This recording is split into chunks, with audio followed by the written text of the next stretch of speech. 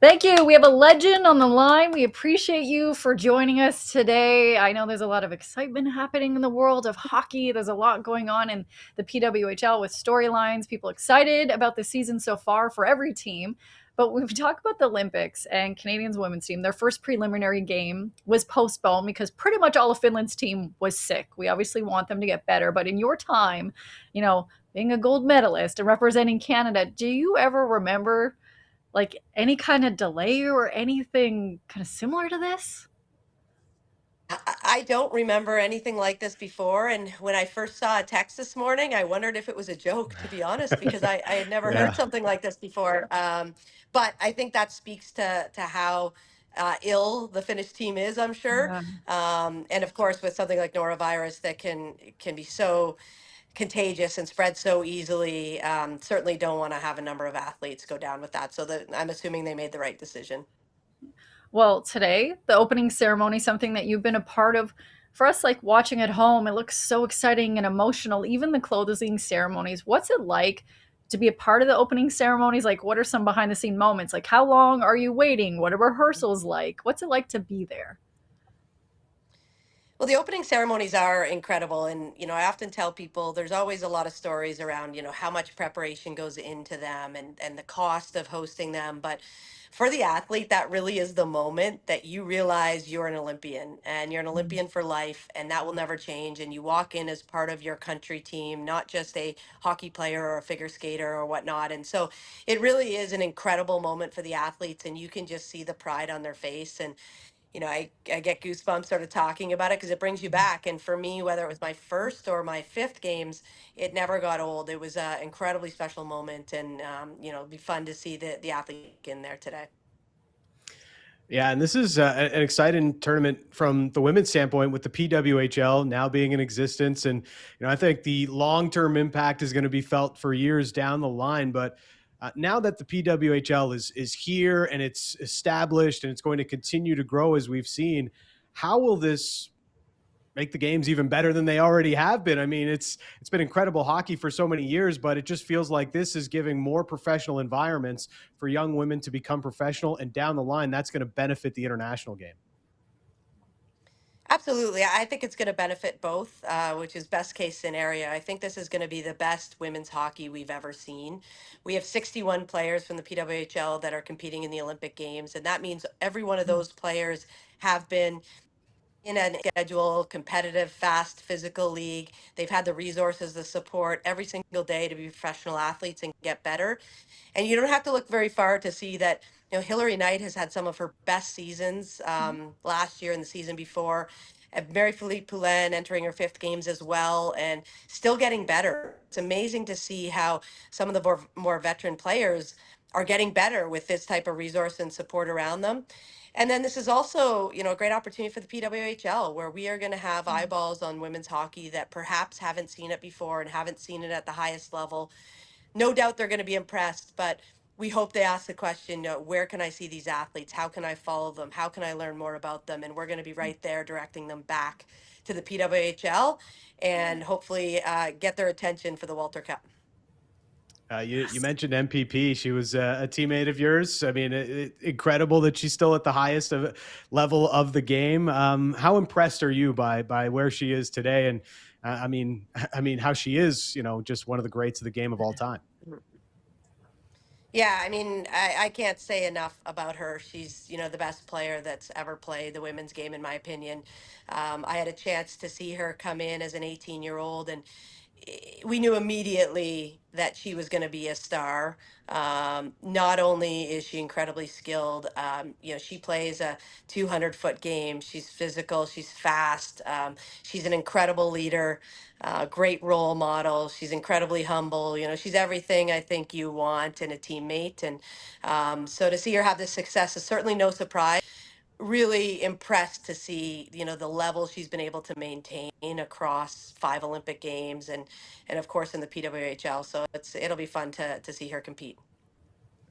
So Jayna, as a tried and true Canadian, I'm a little bit worried after the rivalry series. The confidence was was a little bit, was a little bit hurt. I like underdogs for Canada. That might be a good thing, but what allowed the Americans to win so convincingly over Canada, and how do we bounce back? Well, I think obviously this is the best rivalry in sport, and it's had the longevity, the competitiveness, the intensity of it. So it's so fun to be a part of. This is a situation that some of these players probably haven't been in before, and it reminds me of 2002 when I was in that scenario, and we lost 8 games in a row to the Americans leading into the Olympic Games. And, through those losses, sometimes you learn more about yourself. And so I think for the Canadians, they're going to go into this, they know they're the underdogs, and there's a real power in being the underdog, I think, and believing that you're building and that you're going to be ready for that moment when you need it. And then the American side, they're going to go in with a ton of confidence, as they should. They've dominated in those first 4 games, and they are incredibly skilled, fast team. So it's going to be again the best hockey we've ever seen. But inevitably, it's going to come down to an incredible gold medal game to win that medal. And I don't think up until this point it matters what happened. Well, we talked a little bit just about how the preliminary game was postponed, and just you helped Canada win 4 straight gold, which is no easy feat. And every single game, the pressure of trying to advance, I'm at home watching this and I'm stressed out. Can you talk about the mental pressure, but also like the physical weight of going between game to game? And then like, do you try to have a relaxing moment in between them? Because other than that, I just feel like the stress would be up in the shoulders the entire time. Like, how do you even decompress between game to game, or do you at all? Well, I think these athletes are so prepared for this. You spend 4 year games thinking about that moment. You try to build skills both on the ice and off the ice, and the mental skills to deal with the pressure and the stress and the intensity of what you're going to enter. I think the challenge is trying to make it seem like just another day and Mhm. playing a sport that you play every day. And there's an intensity and a spotlight on it, of course, that you have to manage. But outside of that, these women are incredible athletes. They've trained, their preparation has been so good leading into this. So I think they're definitely ready for the moment. And I think you want to keep yourself as calm as possible and approach it day by day. Yeah, that's not why I'm a professional athlete for a number of reasons. I don't stay calm and I don't have the proper preparedness, and my mental state is always like, let's go. I'm so excited. I'm so excited for Team Canada and for all of the female hockey players to show their stuff. I'm excited for what should be an amazing series and Olympic gold medal, like you mentioned, match. Just take me to the Olympic Village and having to room with people. Do you have any roommate stories you're allowed to tell us about?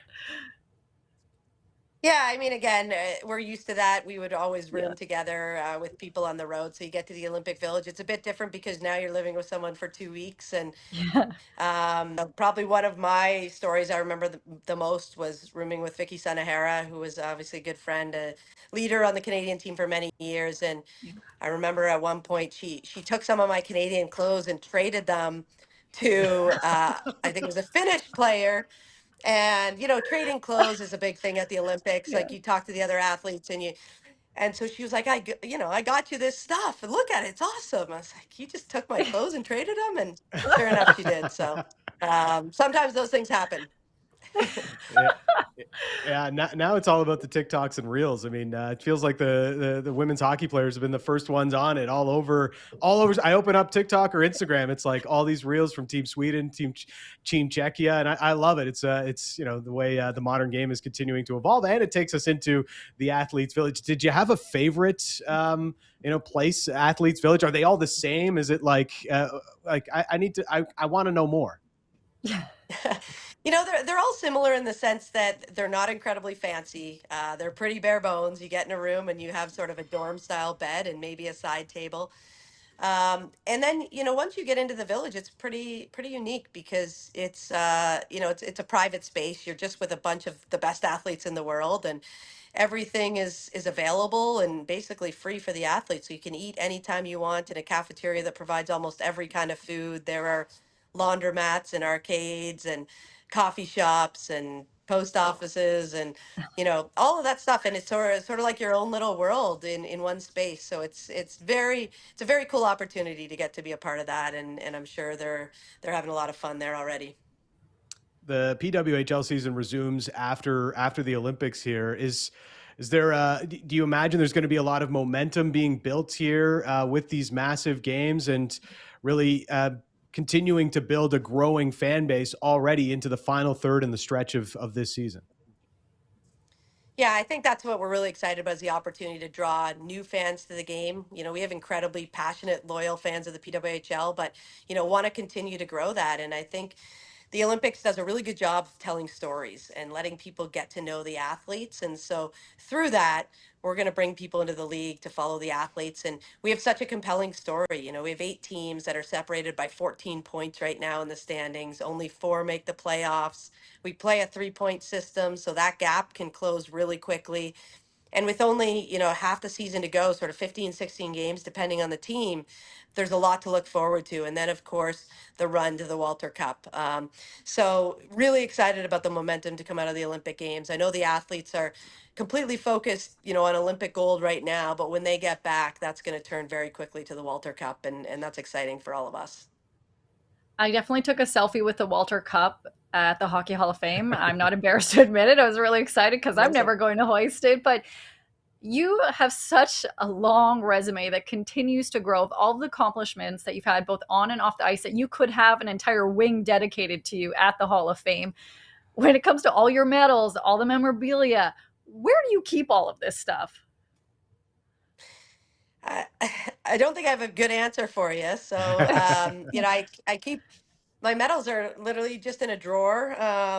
They come out occasionally if I go speak to, a corporate group or a school or a camp and that sort of thing. But those are memories that and the medals themselves are, I think, meant to be shared with people. And it's incredible as an athlete when you can talk to people and they remember where they were and how they felt and who they were with. And those Olympic memories are so powerful for so many people, both those that compete but those that just are passionate and patriotic. And so they're great memories to have, and those are the most valuable for sure. Well, we appreciate your time. I can't wait to come over and look at the medals that are in the drawer. I really appreciate that invite that I just gave to myself right now. We appreciate your time. Anytime. Thank you. Thanks so much. Thanks, guys. Appreciate it.